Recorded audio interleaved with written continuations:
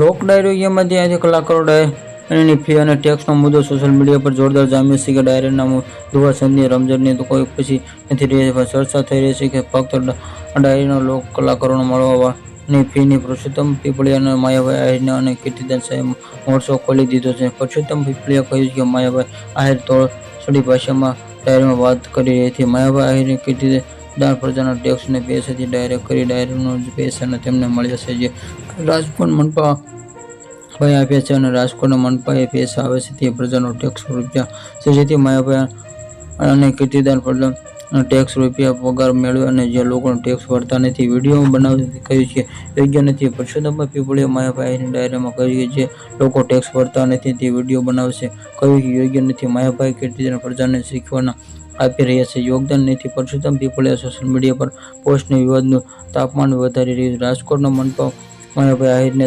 3.50 લાખ ચૂકવવાની વિગત આવી છે સામે આવી છે જ્યારે કીર્તિદાન ગઢવીને 2 લોક ડાયરીમાં 10 લાખ ચૂકવવામાં હોવાની વિગત સામે આવી છે.